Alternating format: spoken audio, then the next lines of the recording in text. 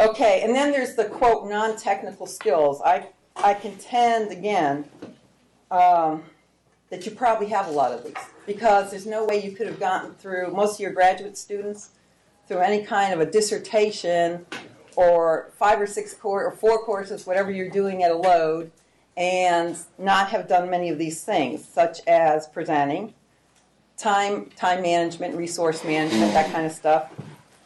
Listening will become more important to you. That's part of that team mentality, is not just hearing the first sentence that the person says, but following through on everything they say. Bye.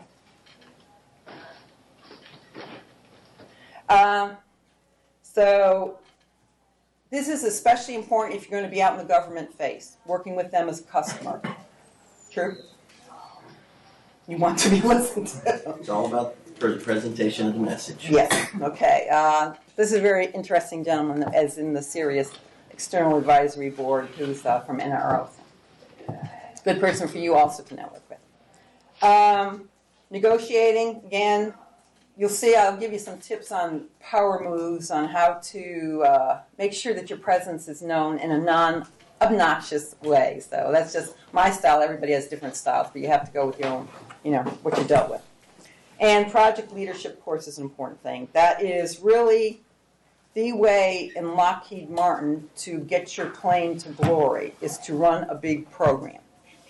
Now we're talking, I'm on a program now that's a $1 billion program. We're talking big programs. When I was in CIA running R&D programs, they were $1 million. So they're talking big programs where you're dealing with a big government agency doing a major task for them. So keep those in mind. Ooh, did I skip too fast? Okay, here's this, again, you're coming in, you're a new college graduate, but you're interested in management, you think. So here's how we work it out. We have these rotations. They last between 6 months to a year. You're actually brought into the business. You're given some responsibility. You probably aren't running it. I'm sorry. So I do know some ELDPs that have those ambitions right from the start. So you just have to kind of tell them, well, you're maybe not quite ready to run the whole company yet. But so you're just learning about the different parts of the business. You might be, we had rotations, like security is a good one. People want to rotate through that. They want to know maybe 6 months to a year about security. So they like to rotate through that a lot. So our enterprise level security office has a lot of people that rotate through it just to learn the business. And likewise, computer networking. Or you could work on a program. If you had your clearances, you could go out to like a CIA program and work with them there for a year. Good way to learn the ropes. Also network to the people that are in leadership positions. You're given opportunity to present maybe the description of what the program did this week. So you're given different opportunities to brief. They also have these conferences, and I know from my younger recent college graduate friends that this is a great hoot. They have a good time. They usually have it at DC, these big conferences, and they get an ample chance to do hands-on exercises to build their leadership skills. Plus, they go out and do some, tourist activities and some nightclub hopping. They have a good time. And they really bond to each other. That group becomes very important to each other because they've acknowledged up front they're trying to go up the management chain, and it is competitive. So they've kind of built this rapport with each other, and our hope is that they won't be quite as backstabbing as they might have been otherwise. Truth in politics. And they get to work with some of the leaders. The leaders make a point of running a little workshop with them. So there's some hands-on, handshaking, some of that stuff. So that's important to do. We do pay for a master's program in Orlando. I think it was to Rensselaer Polytech Institute. It might be Carnegie Mellon up in D.C. area. So I don't know. But, it's basically online. Maybe you have to appear at the campus at certain points to do something. But it's a good degree. It's a good technical degree. So we encourage that and pay for that. Plus, there's other in-house stuff going on. Again, community service, just a big cultural thing with Lockheed Martin. Okay, you've been there 5 to 8 years. You were a recent college graduate. Maybe you have your master's by now because you've gone through that previous program. This is where you are really groomed.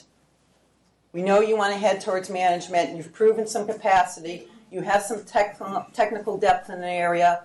Maybe you've had enough of those rotations to know different areas because we want breadth. So you do want a demonstrated competence in one specialty. Like IA would be great. Stay with that. If that's your strong suit, stay with it. That's one where you need a lot of technical depth. It's not something that you can learn in a year and be really good at it. There's a zillion products out there. You need to know how programs are using the products. Besides all the more esoteric, if you get an R&D, you need to know how to work with those newer ideas that are coming in and being responsive to the government in terms of what they want for R&D projects from you. We do something called internal R&D, and Wendy will talk a little bit more about that. But we invest Lockheed Martin money on R&D projects. So if you come in and you want to work R&D projects, remember and most big corporations will put some of their own money to internal R&D. But to sell those babies, you have got to make a case that somebody in the government is going to pick that up and is going to love it. So you have to have a sponsor in the government almost from the get-go. But that's something you'll find on a program. You work a program, you start handshaking, you're talking to these different people, keep working your network. That's how it works. You can't stay insular. In academia, you can stay a little insular. I did before I got a PhD in graph theory. Boy, that was really a good place to stay insular. I could stay in my room and play with graphs all day. Work 10 hours writing code. Never have to talk to another person. It's easy to stay insular. But you need to get out. You need to use those people skills. The bottom line is really Lockheed Martin culture. I would not say this is the same for MITRE. I won't say it's the same for NRO. I'm just saying look and find out what the culture is. This is something I grabbed right from their slides, so I know it's part of their culture. They don't even think about it. They just automatically, we want people like this. And yeah, they're good attributes, but a different corporation may not emphasize self-confidence. Lockheed Martin actually almost goes over to aggressive and in your face. You have to watch with them. They can be that way. So initiative is a key thing. Of course, you can't step on somebody's toes by having too much initiative. There's a lot of games here. But on the surface, this is what they're asking for. Communications, key. The whole networking, stating clearly what you mean is very important. Again, they do some more rotations and things like that. The idea now is to give these people that have been here 5 to 8 years some real meat. Maybe they're running a sub-part of a program. So a big program for the government. They're given maybe they're the deputy of somebody else that's running a major part of a program. But they're being given some actual sink their teeth into work. And when it comes, you get an evaluation once a year. When it comes to their evaluations, they'll be evaluated on that, and they get a good score. Then they say, "Oh, we really have groomed the right person here." So then they start thinking about sending them to some Carnegie Mellon or something else, grooming school for leadership. So that's the way it goes.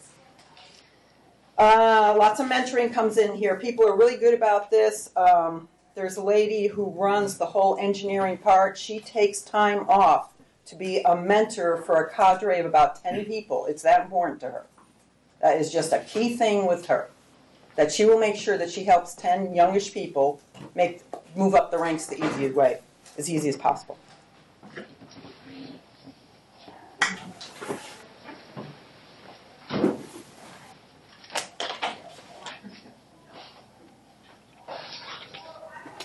Okay, well, so I'm fairly new to Lockheed Martin, so I'm going to give you insights from my perspective, which I was in academia. I got a PhD in abstract math, and then I got a job at SPAWAR because my PhD was actually in something related to cryptography, and so they wanted some research done at the time, and I managed to help them out with that some. So I was in the government for a short period of time, and then I started working for a small company. And during the path that I kind of wove my way through, I discovered a few things. One of the major things is project confidence. If you don't know